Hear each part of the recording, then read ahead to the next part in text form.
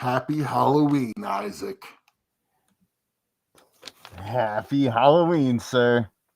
Yeah.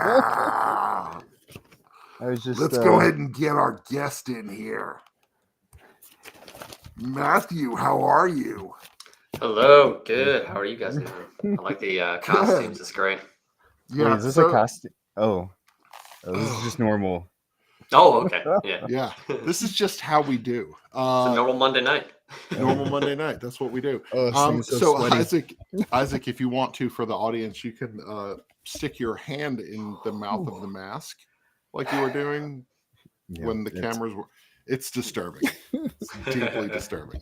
I can put my Spider-Man, got the full work. Spider-Man pajamas. And it's like 70 degrees here, 78 degrees here. So this thing is so hot. My face is hot just from having it on for like 3 minutes. So, Matthew Rayford, how are you doing today? Not too bad. Meant to have a costume myself, but ended up getting some food poisoning over the weekend, which can be preoccupied. Oh, so no. Still recovering a little from that.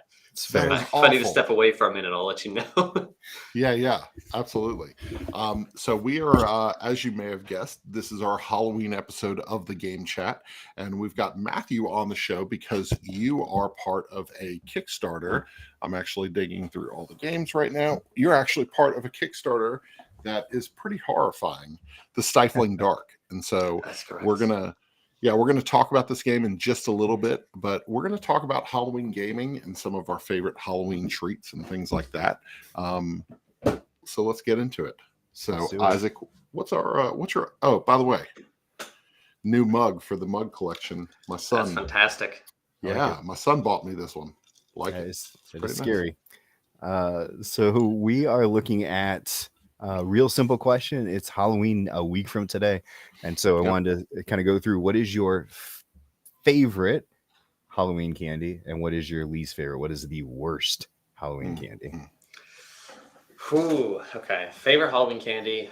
This is always a toss-up because there's so many good ones. But Reese's is always good. Reese's Cups. Yep. Otherwise, I'm always a sucker for a classic. Those little bite-sized Snickers. Those are perfect. Oh, yeah. That's good. Least favorite, though. Let's see. I think, those like jelly beans, but they're the Harry Potter kind that taste really bad. Oh, the Bean Boozled ones. Bean Boozled. Yes, I think that's my least favorite. Those are terrible. Yeah, so it's a good thing to say gross too. Yeah. Yeah. So Zach wrote in favorite 100 grand bar. That's a good one. Least favorite candy corn, of course. Candy corn is terrible. Every once in a while, you'll meet somebody who's passionate about candy corn, and you're like, "Why are you in my life? Like, why have I not weeded you out already?" So I'd have to say, least favorite is licorice, and then I would probably say favorite is anything with peanut butter in it. So I'm not going to go as narrow as Reese's peanut butter cups, but Reese's Pieces. Those are incredible. They're better than M&Ms. Anything with peanut butter in it. The special, what is it, Take 5 that has peanut butter in it. Those are really good. Yeah, it's got peanuts and peanut butter, caramel, all that stuff. So, did you know they make a candy corn syrup? Oh, I did see that. It's like bright. It's like neon orange. It's like if you put it inside yourself, you may get radioactive issues going on. Yeah, it's disgusting. I could agree. Candy corn, I'm not a fan. My daughter loves it. She loves candy corn and circus peanuts. So she pretty much gets all the candy she wants when those are on the table because no one else really wants them. Yes. I'm a monster. Licorice? What? Licorice is terrible. No. So like regular strawberry licorice, not black licorice. Black licorice is gross. Strawberry is fine. It's got to be flavored with something, or it's got to be like, I don't know. It's a bad. Tootsie Rolls. I hate Tootsie Rolls. Tootsie Rolls are terrible. I'll eat it. Yeah. I agree. Anything peanut butter, Reese's, anything. I think one of my favorites, honestly, is the M&M peanut butter M&Ms because those are good. There's more peanut butter per than the Reese. I love Reese's Pieces, but I love honestly when I get a bowl of ice cream, I just get a cup of peanut butter, melt it in the microwave for like 20 seconds, and I pour it on top of every ice cream I get. Oh yeah. That's a good way to eat ice cream, man. Oh, it's so good. It's real good. Oh man. Okay. So next up we've got, what is your favorite Halloween? Hold it. Yeah, that's Halloween right. season movie to watch. So not Yeah. Halloween movie, because Yeah. we're not going to narrow it down to the Halloween series, right? It Yep. can be Yep. Sure. any movie you'd watch in the spooky season. Yep. That's right. Sure. The Fantastic Blah fruit flavored Tootsie Rolls are delicious. That is true. I'm all about that. Like the fruit flavored, like lime or lemon flavored Tootsie Rolls. I like the consistency of Tootsie Rolls. That's fair. So, yeah. So, sorry, we got people chiming in on what they like. Reese's peanut butter cups beat everything. So, okay, it's fair. All right. I'm not going to fight that. Yeah, All right. I'm all for it. Oh, I'm having connection issues apparently. Uh-oh. Good. So yeah, Matthew, what is your go-to movie for this season? Yeah, this is gonna sound like a weird answer, but I actually don't really have a go-to movie for the season. But what I really tend to do more of is kind of go on Reddit and go to the No Sleep channel Oh, and read those stories. And for some odd reason, I love doing that every year. Where the movies, I'm like, yeah, but I don't have like a go-to. But every year, Reddit No Sleep is something that freaks me out, so I don't fall asleep at night. It's perfect. man, those are some weird stories. I Yeah. totally agree with you. There's been some, yeah. Oh man, I didn't even think about that as like a specific this time of year type of thing to do. That fits in pretty well. Sorry, I just had my connection completely drop for no reason. What was your back Matt? now. What was your? Sorry about that. What was your pick? Yeah, I didn't have a movie, but actually I like to read scary stories on Reddit No Sleep because they're pretty good this time of year. Okay, yeah. Ray Bradbury stories. Those are. I remember as a kid getting Ray Bradbury books in the library during Halloween season every year. Nice. So, loved it. Have you been on that channel? Have you been on Reddit No Sleep? I have not. Now I want to check it out, but then I might be worried what I run into. So yeah, because I do like sleep. Spooky stuff. I do like sleep. Yeah. So what about you, sir? Yeah. So the classic Halloween. I've been a Michael Myers fan since I was but a wee tyke. And so why I was a Michael Myers fan as a wee tyke, that's an issue. But I just love, and then of course, Charlie Brown, Great Pumpkin Charlie Brown. That's a classic. It's one that still endures. You got to watch it every year. And if you don't, it's a bad time. This is the first year it's not going to be on network television, like ever. I know. Crazy. Apple owns it. Yeah, Apple TV is the only way. You can watch it for free on Apple TV, but it's the only way to see it. Yeah. I don't know. That's kind of messed up. So. For me, so I was kind of thinking through. I love themed. I love watching season movies that fit into like excited for Christmas stuff and all this. But so Beetlejuice, I enjoy watching. Yes. But I think if I had to pick one, it's Nightmare Before Christmas. It's still one of my all-time favorites. I love the songs. I love the theme. I love the setup. Like last year, my wife and I dressed as Jack, and now her name is escaping Sally. me. Sally, thank you. Yeah. She got the full wig and painting the stitches that's on and the whole nine. So that's always been one of my favorites for sure. I think my oldest daughter has been Sally probably 3 or 4 times in the past. And I think she's going to be Sally again this year. She just loves the character, loves to dress up as Sally. So, yeah. We had somebody agreeing with you about the Halloween movies there. I see. Yes, Halloween movies. So, so including Season of the Witch, which was Halloween number 3, but could write 200-page essay on why I hate the new trilogy. Oh, oof. They started off so strong, though. That's the problem. It's fair. Monster Squad. Yeah. Child of the 80s. So Monster Squad was a must watch during Halloween. So watch that a ton. I showed my kids that movie about 2 years ago. It was during COVID. Yeah, we found it on some streaming service, and I was like, guys, I grew up watching this, and it's cheesy, but it's I don't know. There's something very heartwarming about that whole story. So, it's fair. Yeah. Good call. So you had an interesting question. I I don't know that I have an answer for this one, but why don't you give us this question, Isaac? Yeah, so I was thinking about there are a few games that have kind of gotten like the seasonal treatment over the years. In particular, I was thinking of Welcome to, right? We've got like the Welcome to Halloween edition. There's something else I was thinking of that had like a fall edition that had kind of played with the different Halloween version of Taco Cat cheese pizza. Yeah. So I thought, like, what would be a game that you'd be like, okay, I would love to see this type of theme or this type of style of game with like horror, right? Like or scary stuff or monsters or something that would be like, oh, we don't have a good monster version of this. That's a good question. I think I'd have to go with Root. I really like Root, but I think having a monster flair on that would be kind of interesting. Oh, wow, that'd be crazy. That would be different monster factions. Yeah, exactly. That would be pretty cool.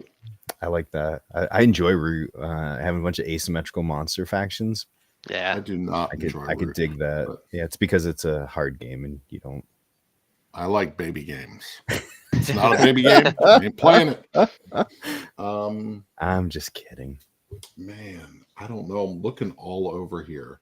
Let me do mine while you're thinking. Yeah. So, so I was thinking, I want a heavy Lacerda style game with like monsters, with classic Universal monsters, with something that's like we're designing, we're developing, we're defending, something along the way of like heavy thought processes. Like I was thinking through the Lacerda stuff, right? If he can come up with a heavy thematic game where you're working in an automobile factory, I'm pretty sure he could take monsters and do something fun with it. Or even like give me On Mars, but like it's aliens instead of the co-op alien thing they did, but it's like aliens are coming in and you're fighting them off in your that's pretty interesting world that you build. But even Pandemic, right? Like I'm not going to call it a spoiler. I don't know how long Pandemic Legacy's been out, but so like, 3, 2, 1, plug your ears. Yeah, plug your ears if you've never played Pandemic Legacy and you're planning on playing it.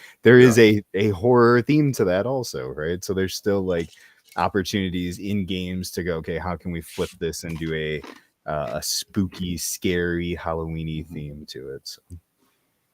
You know what's interesting? What if there was an expansion for a game that was just a normal game, but the expansion was almost like a Halloween coat of paint? So I've got a copy of Cape May over here. Okay. Cape May is a beautiful game. What if it was similar to like a palette change and some different cards and tokens?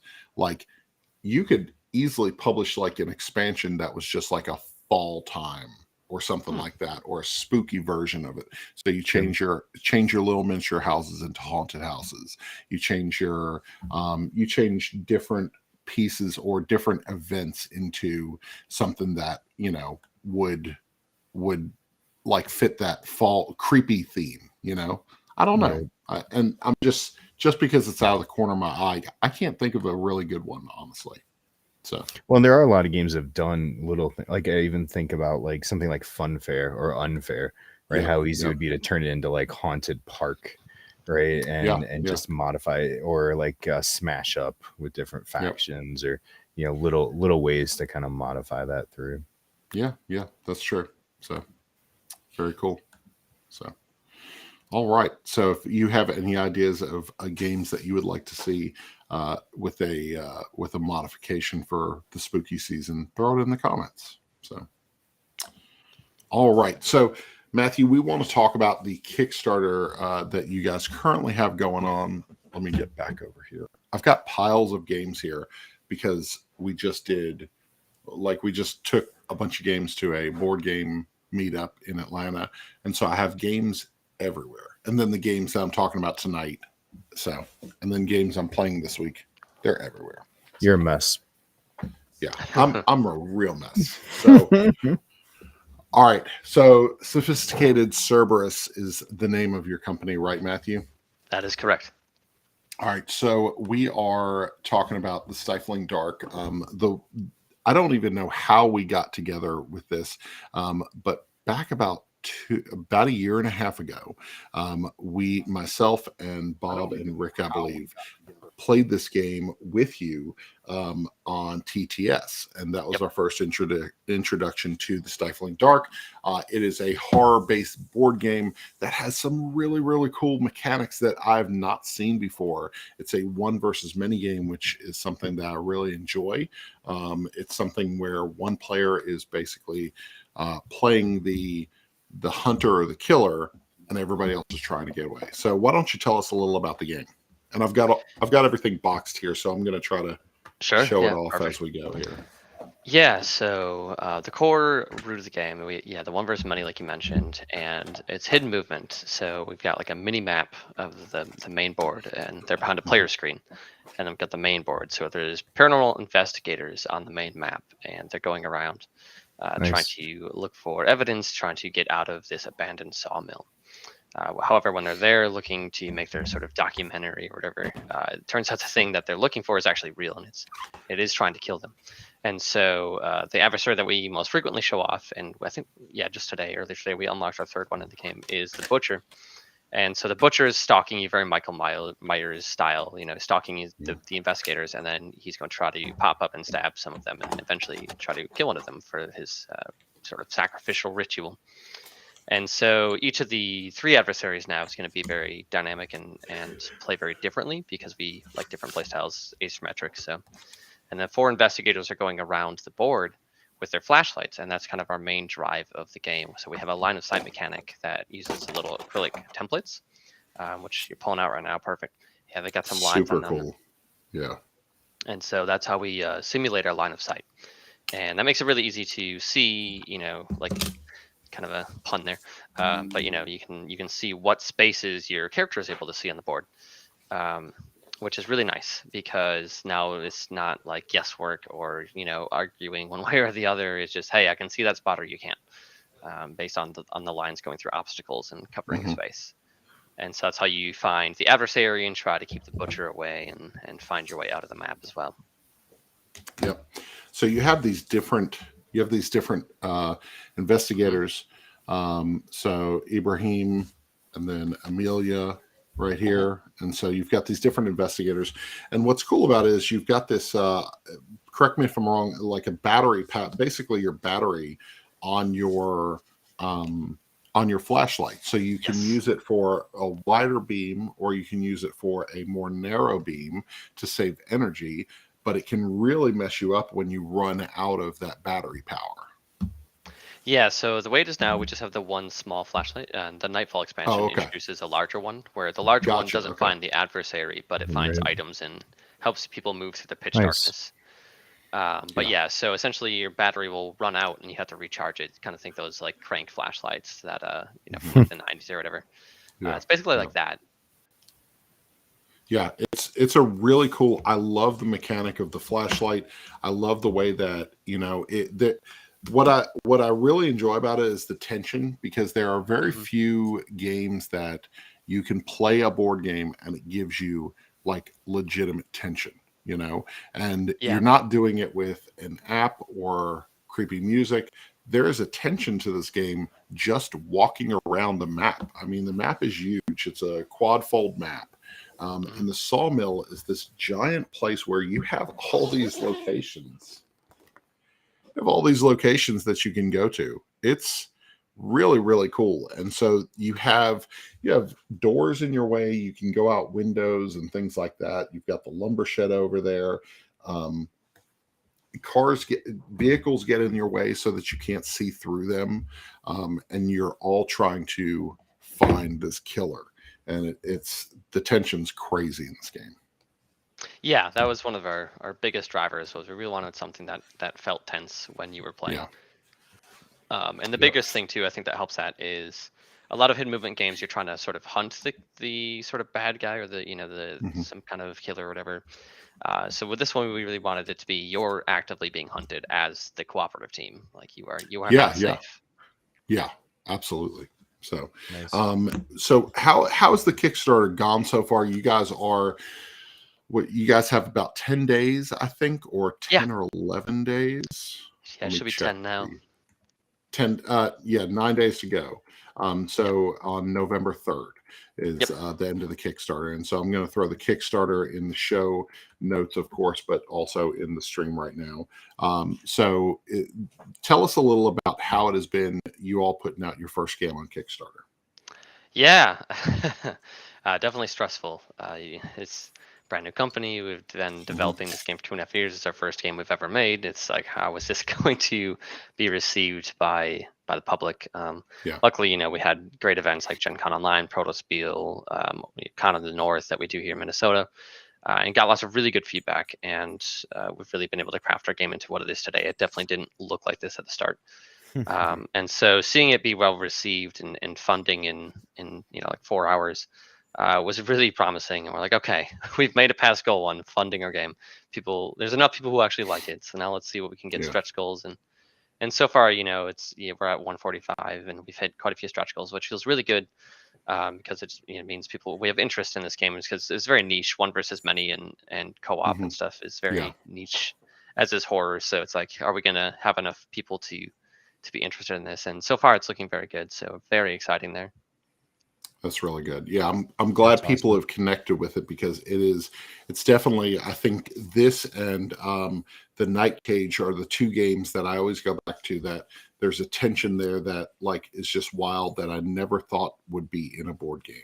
You play board games. Even one of the games that's on my list of top 5 spooky games for the season, like there's tension there, but it doesn't unnerve you like the Stifling Dark does, and that's something that I really enjoy. It's something that movies do for people, but this is in a board game format, which is really cool.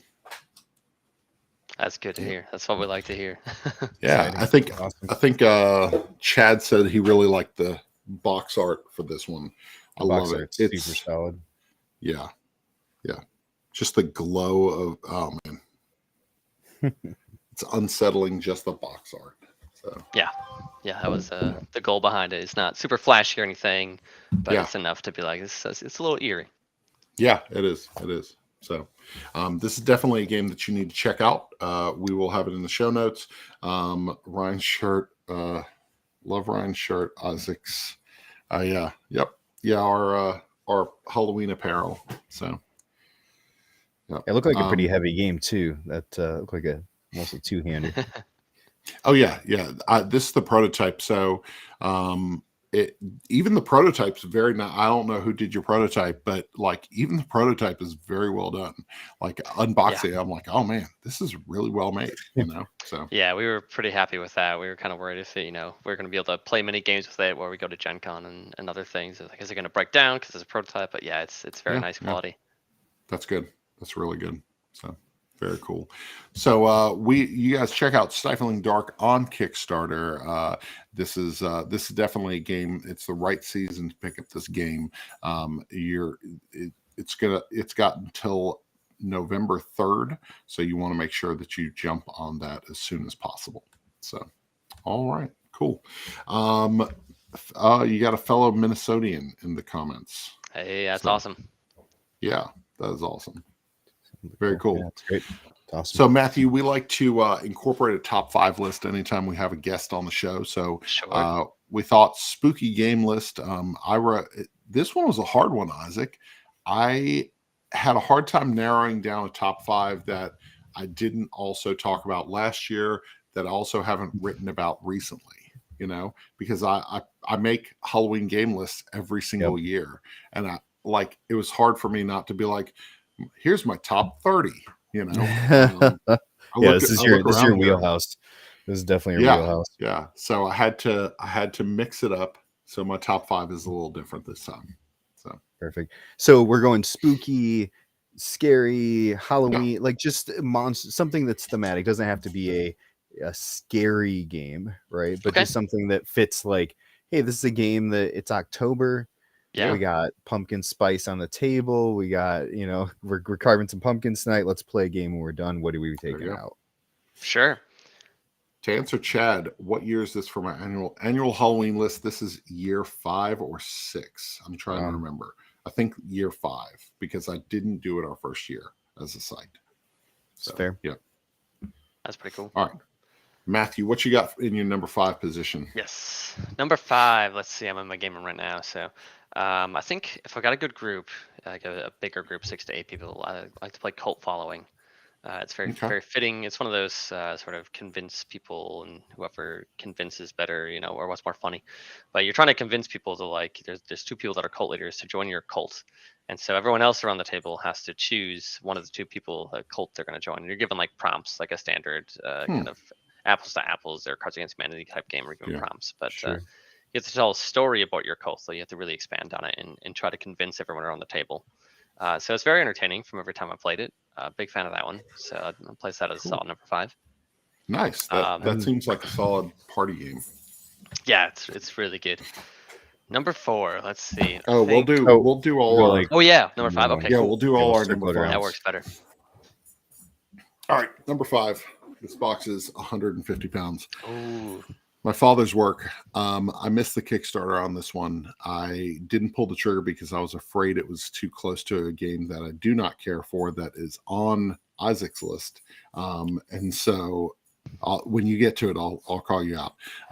So I wasn't sure if I would like this or not. Ended up, after I saw the components, after I saw how well produced it was, I went ahead and called a local game store that's a couple cities away and found a copy of it. And I'm so glad I did, because it is a phenomenal game.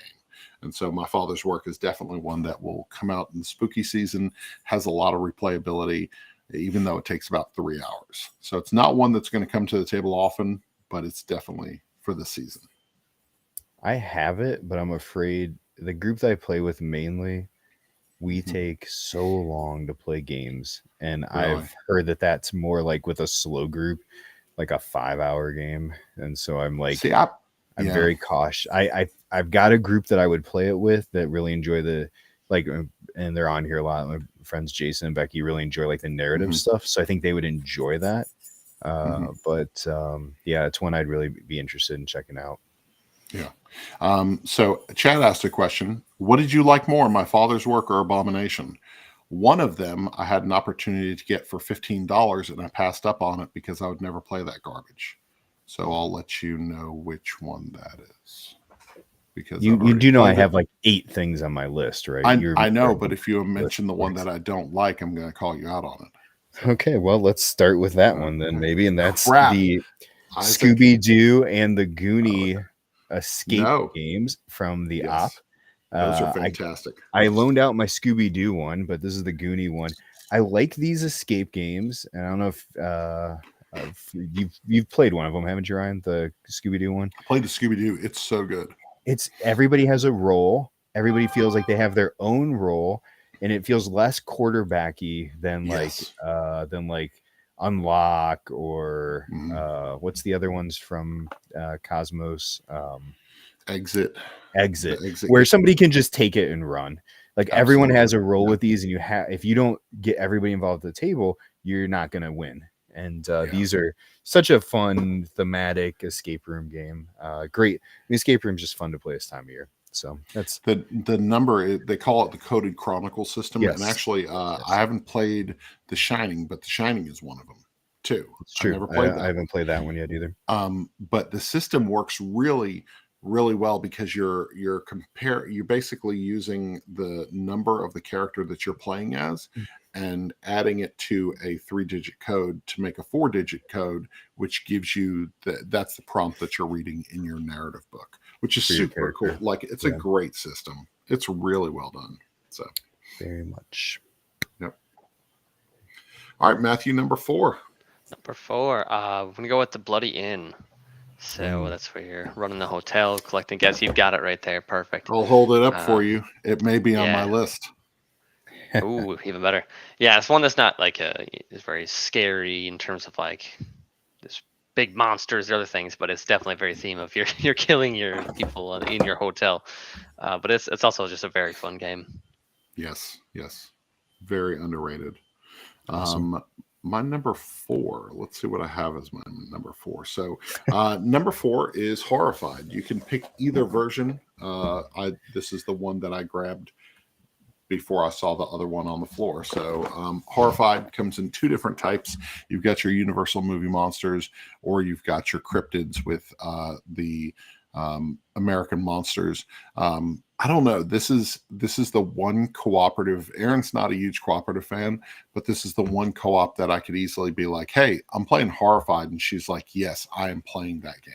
She loves Horrified. And I've been able to get my mother to play. We went to a cabin over the summer and hung out with my parents, and got my mother and my sister-in-law to jump in and play the cryptids version. It was super fun. We had a really good time, and we got beaten by Bigfoot. So. Yeah, that happens. Yeah. I don't really have an order as usual with these, but I'm gonna. You've got this one. I'll hold off on this one. I was surprised that this wasn't on your list, so I thought I'd throw it on. Is Campy Creatures? Campy Creatures. Do you have the expansion? I do. Yeah, it's all shoved in this very tight, very it's great. Like, it's an easy take it with you. It's not the first thing you think of when you think of Keymaster, but I really love it. It's super fun. This is the time of year to play it. If you love a good easy card game, super fun. I love the special abilities and how they interact and everything, and how just playing it at just the right time screws over your neighbors, and they're all like, come on, you could have played the vampire at any other time. And you chose now. So that's an awesome one. Yeah. To you, sir. Number 3. Well, since you're all pulling up boxes, hold on here. Let me. Okay, yeah. We love it when people pull boxes. We should probably start including that in our show prep. Like, we never do that. We never say in our show prep, like, we pull out boxes. We don't want you to feel like you have to, but you can if you want. So we're gonna do Nyctophobia for number 3. Okay. Yeah. That's an interesting one. So tell me why. Yes. I've never played it. I understand it is, but what's the feeling with that game? Well, everyone aside from the sort of killer, which is usually like a vampire or something, is playing quite literally blindfolded, and so you have to like feel around you with your hand. So like the killer moves their hand around them when they're searching, and then like tells them what's around them, and so it's very much. If you've got someone who's good at like the killer side, kind of setting the eerie theme, it's very good. But it's also very interesting because a lot of board games rely on sight, and this one takes that all away, which was intentional because they set it up for people who are like, hey, if you're blind, you can play this game still. Sure. Which is really cool. But I also really like it because in spooky season, it's dark out. You just put the blindfolds on, and you got one person running it. You can really set a good scene and just get some creepy ambience going on. Yeah. Interesting. It's such a unique concept because it, there are some games that are gimmicks, but I feel like there's an accessibility thing with this game that no other game can provide. My son is colorblind, so there's certain games that we just know that he's not going to enjoy, and so we don't play those games with him. And so I believe the designer of this game, her uncle is blind, I believe is the story. And so her uncle is blind. And so she developed this with that in mind, so very, very cool game. Awesome. Got to put Ghost Love Candy 2 on this list. Not only is Ghost Love Candy one of our favorite Halloween games, but it is a fantastic set collection game. Ghost Love Candy 2 came out just a month ago, and it is it's got to be one of those staples of the spooky season. We play Ghost Love Candy all year round. We end up playing it, in January. Yeah, we end up playing it in January sometimes. But it's a game that like kids and adults can enjoy, and even has some additional rule sets that you can play with younger kids as young as 5 or 6 years old that may not have all the reading comprehension, and it can still be a math game, which is really, really good. So I don't know what that means, but that's fine. Kissing that spooky booty. I don't know what that means. It's a family show. Chad, come on, man. It is a good. I mean, we played it last night. We had it in the promo card, promo Ghost. Like, I love the my son was like, "Oh, these promo ghosts are cool because they kind of have a different theme." Yeah. One of them is named after my daughter, not named after, but it has my daughter's name, Chloe. So she's excited to see that too. So yeah, I love it. I love the art. Like I could just can't I would include it in mine, but you included it, so I'll pick a different one. As always, I got 20 games around me. So this one, I actually still haven't wrapped because I have the original. I haven't opened this one, but this is my Fury of Dracula. This is the WizKids one. It's out of print through WizKids. So this game's once again out of print. Yeah, and so I've actually kept this wrapped up because I know it's not. I have the original Games Workshop one. But similar, like you're talking about, it's a hidden movement. It's niche. I really like Spectre Ops is my favorite hidden movement game. But from a theme perspective, I mean, right, you got a priest with a crucifix on the back, like what you're getting into with this game. So solid setup, great for WizKids to have kind of brought it back to a new crowd. They got a chance to check it out and see it. So that's a friend of mine picked that one up. We were at my friend Phil's house, and I walked into the party. It was just kind of Halloween season party. Walked in, and these people are just like pouring over this game, and they're just like, "Oh, where is she? Where is she?" And like it was so good. Just watching them play Fury of Dracula, because I'd never played it up until that night, and I was just invested in watching the whole thing. So that's awesome. All right, number two. Number two. Let's grab the next one off the shelf here. Okay. Let's go Look with. At this. He's all like he's walking around. I'm tethered to this thing with a little lime green wire. How stupid is this? We'll go with Mansions of Madness. Mansions of Madness. I've still never played this. It's pretty good. Definitely one that requires a companion app, which is understandably not for everyone, because it's like, why do I need a companion app to play a board game? But I like it still. It sets a pretty good spooky scene. It's also pretty tough. It's a little more challenging, a little longer, more invested gameplay. Yeah, that's cool. Yeah, I've only ever heard good stuff, right? But same, I've never had a chance to play it. I need to eventually jump in and play that. So especially, it's got to make your Halloween. Yes, exactly. So the thing, Infection Outpost 31. Interesting thing about this game, I asked for this for Christmas the year that it came out. I got it for Christmas. Didn't have enough people to play it with for a little while. It kind of fell back to the back of my shelf. And then all of a sudden it went out of print, and there was no hope of it coming back. And the Joker ran up to about $280. I could have sold it for at one point. And I remember sitting there saying, no, I'm committed to this. I'm going to open it up. Opened it, played it. I've been playing it for years. The Thing, Infection Outpost 31 is very thematic. Love The Thing, one of my favorite horror movies of all time. And it feels like the movie. It feels like you were just up against the ropes as a human. And we had an interesting, I think it was last Halloween, we had a situation where we were playing this, and it was funny because my kids had never had an interest in it. And a couple of years ago when, what is it? What's that stupid little game with the little people with the visors? Among Us? What's the name? Among Us, yeah. So when my kids played Among Us way back when it first launched years ago, and then it got super popular during the pandemic. And then they started playing it again. And I was like, guys, this is Among Us, the board game.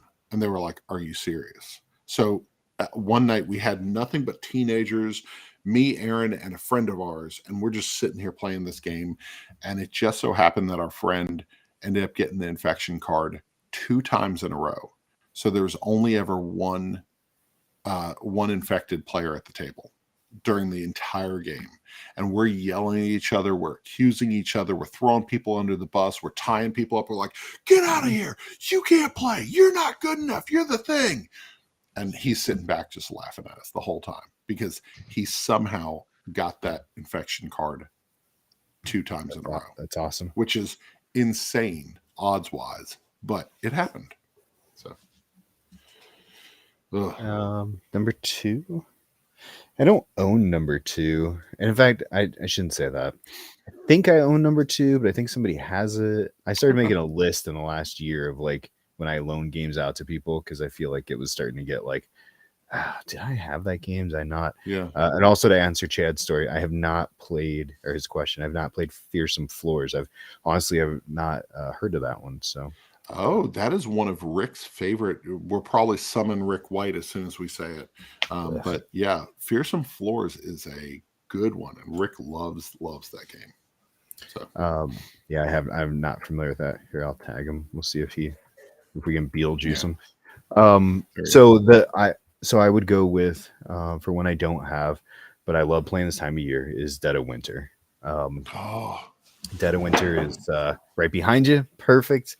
I don't think I've told my story in here. I played Dead of Winter for the first time when Gilmore had it in prototype, because he's a local guy, and we were chatting. He met up with me and a couple buddies at Origins before he had it published even. And, we sat down, we played his prototype with the punch boards and everything else. And, I remember like going like, wow, this was legit. Like this was a ton of fun. And the game was getting like some hot press. I can't remember if it went Kickstarter or not, but I know it was getting like some discussion.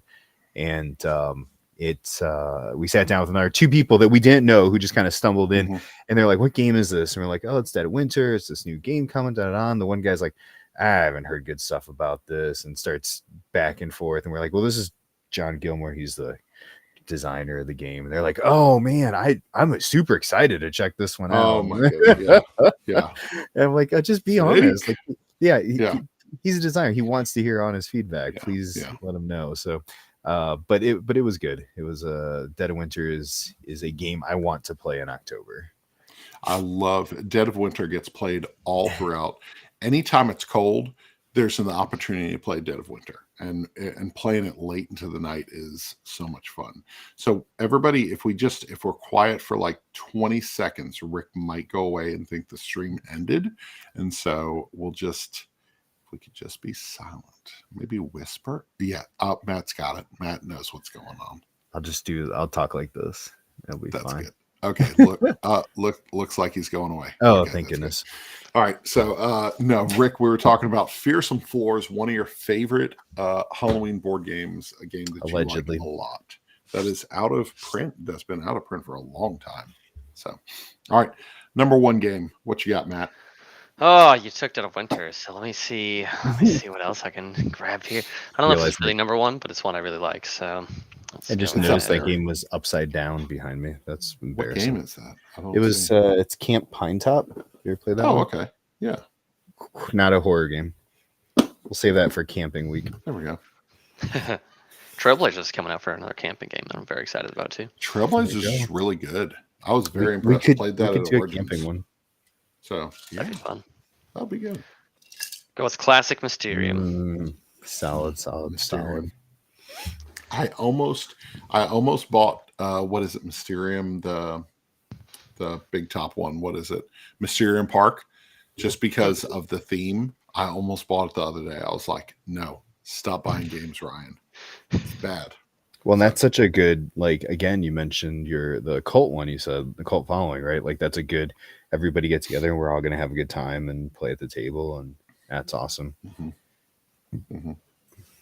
Yep.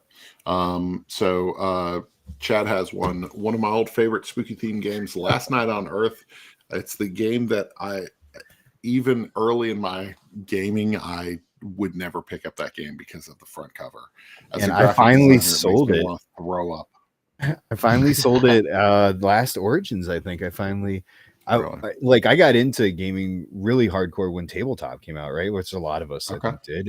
And that was one of the ones they featured. And I remember they were having a blast. Oh, I didn't. I've never watched that episode. Okay. Oh yeah. And they've got the CD in the box, and and I remember playing it and just thinking like this, I don't enjoy this game. It was okay, but it is very campy. I would agree with that too. That's right. So so this one right here, The Bloody Inn, Matt mentioned it earlier in his list. Bloody Inn is one of my top 10 games of all time.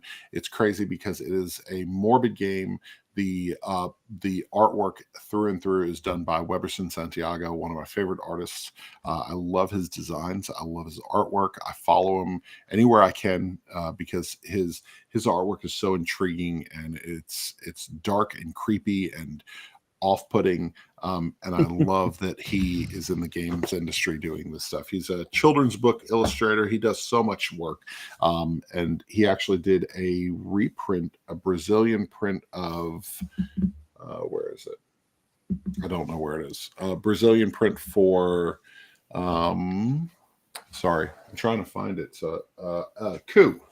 The Brazilian version of Coup was done. The artwork is by him. It's fantastic. And the Bloodian is a super tight economic game, which is weird because it's about killing people and owning an inn and murdering them and hiding from the cops. So and burying bodies. So yeah.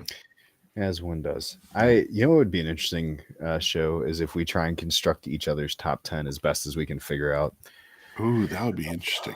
Like I have a handful of games I like, and that just helps me with one right there. But okay, that would be interesting. All right. So I got 3 sitting over here. I got 2 sitting over here. I think the one I'm gonna go with is thematically still been one of the more like suspenseful kind of games. It was my game of the year last year. Destinies. Like I dig it. Like I dig the suspense, the intrigue. Oh yeah. Like I really liked Dark Quarter. I liked Divinus also, but Destinies was just felt like the most. There we go. The Destiny trifecta. Destiny trifecta. That's good. It just felt like the accumulation of everything Lucky Duck had been doing up to that point. With all the Chronicle games and everything, where they're like, here it is, this is what we've been working towards for you. And honestly, and I've got Divinus sitting over here, the prototype still that hanging on to. Like I want to play the final version of that because I think that might be a little better. But you liked it a lot. So. I loved it, but I love that. Like, I mean, it's Greek, right? It's Greek god. It's Norse gods going head to head. Like, I love that. But yeah, Divinus is. That's cool. It's just hard to pass up. Lucky Ducks firing on all cylinders. Yep. So we come to the end of the show. We're going to be asking the question: what are we playing right now? What's going on right now? What you got on the table, Matt? Well, I host a weekly game night, so I've got a lot on the table. We usually play 2 games a night, but very nice. Oh, what night? So Ryan and I know when to come. Yeah, it's Thursday. Yeah, you can Ryan, definitely Thursdays. I'll be up there. Yeah, well, good. I'll just Minnesota. Sweet line, grab me. Quick. Yeah, perfect. So let's see what Hank's got here. Hey, Hank went ahead and threw his top 5 in here. So number 5, Dead of Winter. Horrified at number 4. Letters from Whitechapel, number 3. Betrayal at the House on the Hill, number 2. That's a great one.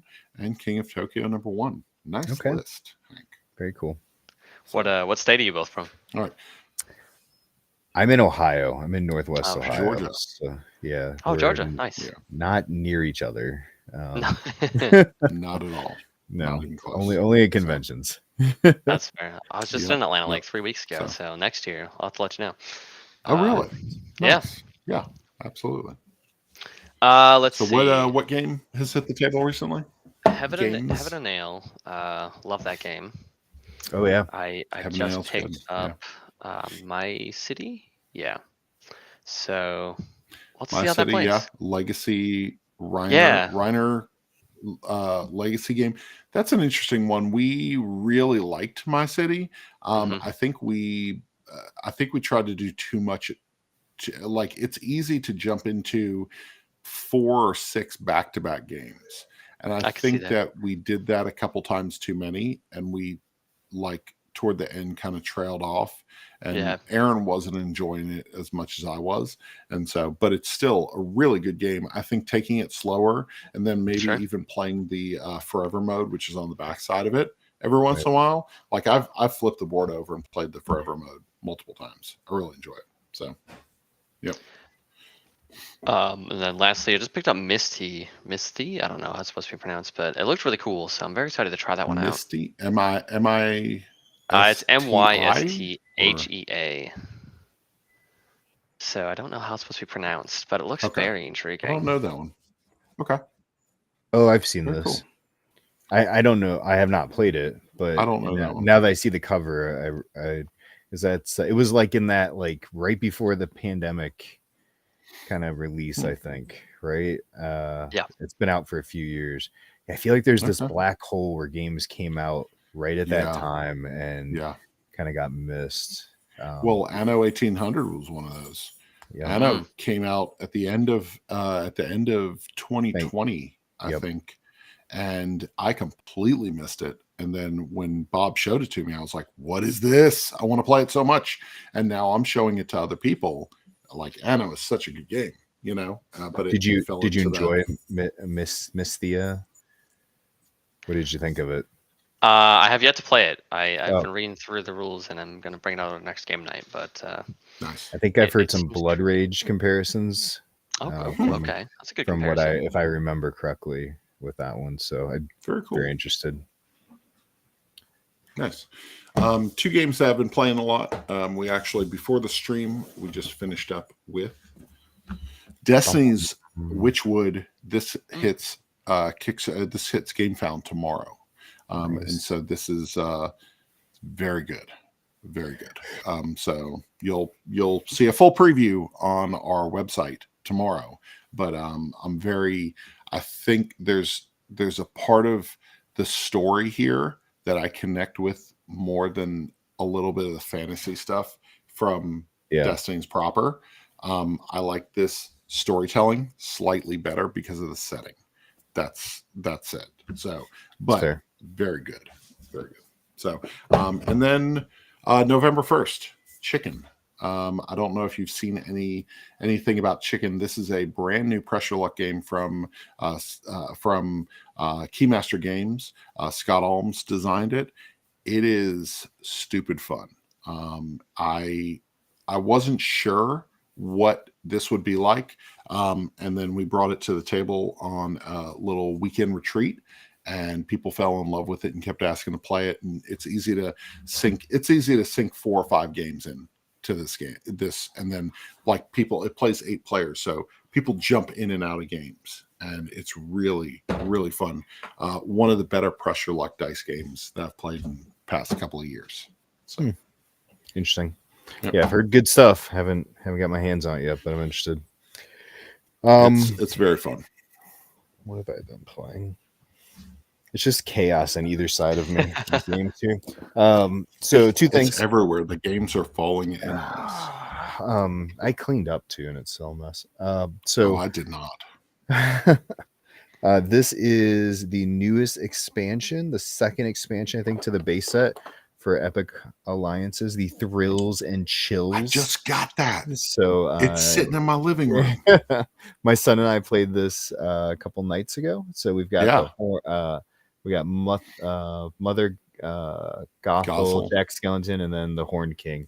Man, I want to play Jack Skellington so bad. I did Jack, and we did a 2v2 just to kind of get it on the table, and he had Sully, so he just punched me into oblivion.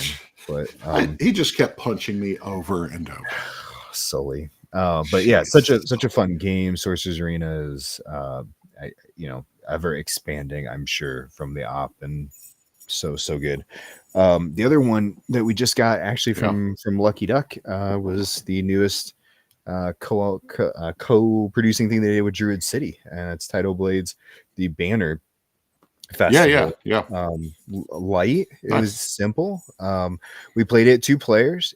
I do not recommend picking this up if you're a 2-player player, because it adds kind of some dummy cards. It feels like I'm gonna try and play it in the next week or 2 at the 4 to 5, which it plays up to, and I feel like that's where it is, because it's you're laying out cards and based on orders how actions happen. So but it looks great. It's got squishy fruit like the original Tidal Blades, so that's cool.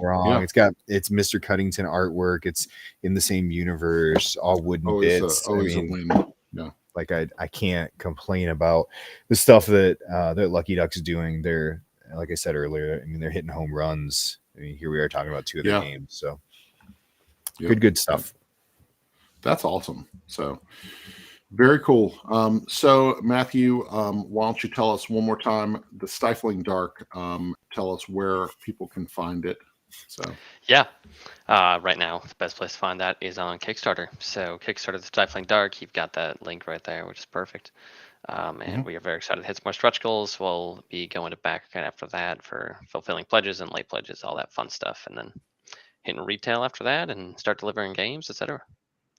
yeah, it's really good. If you're looking for a good one versus many game, something that will bring some tension to your game table, the Stifling Dark is pretty fantastic, and I would definitely recommend you check it out. Check out that Kickstarter. You have until November 3rd, and then you can find One Board Family all over the place at One Board Family. You're going to be able to check out oneboardfamily.com. You'll find a Destiny's Witchwood preview up tomorrow. You'll find some coverage for chicken in just a couple days, and also if I can get everything together, I will have some more coverage of Stifling Dark on the site and our social channels over this week. So be sure to check that stuff out. What about you, Isaac? And Halloween themed list on your page as well. So. Halloween, man, we've got Halloween lists coming out the wazoo. You can go over to our latest Halloween list, and at the bottom, if you don't like our 2022 Halloween list, go to the bottom. There's 5 more from each year. So You've got years to pick from. Yeah, just pick the one that you like, and you're like, I like those people. So you can find us over on all our channels on Instagram, Twitter, Facebook, and especially over on TikTok, where we're throwing up previews of games. I just recently put something up for this fun little Halloween game, which was the what is that? Hocus Pocus Yahtzee with little Yahtzee theme. Yeah. I took it to work and taught one of the girls I work with. She's like, I've never played Yahtzee, and this is like her favorite movie of all time. So I was like, I'm teaching you Yahtzee. Hocus Pocus Yahtzee. Yes. My plan this week is to do an article that says these are the kind of board games you should play if you really like playing this a lot. Man, Snap is good because I can't stop playing this. It's getting in the way of my board games.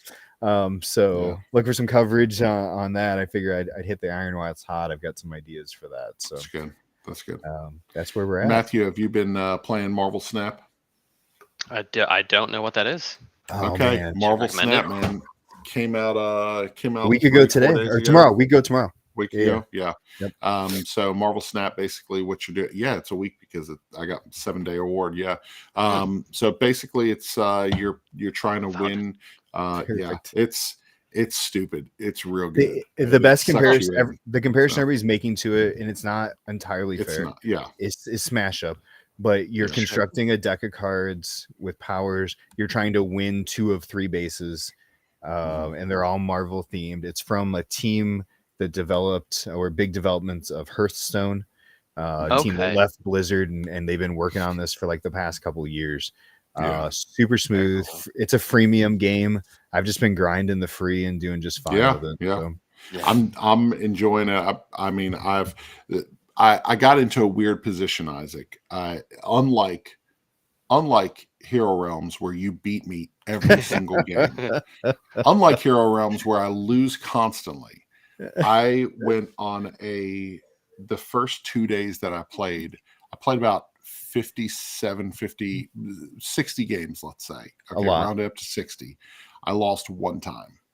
And I told Bob that I was really struggling because I didn't want to pick it up going into that 3rd day, because if I picked it up, there was an opportunity for me to lose, and I thought it would crush me. But when I lost 2 back-to-back games that 3rd day, I was okay. So I really thought it was going to crush me, because I went on such a stupid win streak that I was like, do I just stop playing now and I feel like I'm a champion at something, or do I just keep playing and people beat the crap out of me eventually? So I don't know. I'm just going to leave that our record. Is that how many times you beat me? Yeah. I didn't know you could see those stats. You beat me a lot, dude. I did not even know. I didn't know there were stats like that. Yeah. When you go to challenge somebody, it shows you your record. I did not know that. Now I feel worse about myself. No, you can cut this out. You can edit it out. It's fine. I don't think I can. I'm not that invested. Oh, jeez. Well, on that note, sir. Okay. Matthew, thank you so much for joining us. We really appreciate you coming on our annual Halloween episode. Be sure to check out the Stifling Dark on Kickstarter right now. Be sure to jump on that before November 3rd. Thanks, Matthew, for joining us, and tell your whole team we said hello. Okay. Yeah, will do. Thank you all so much. Yeah, thank you for being here. See ya. Bye.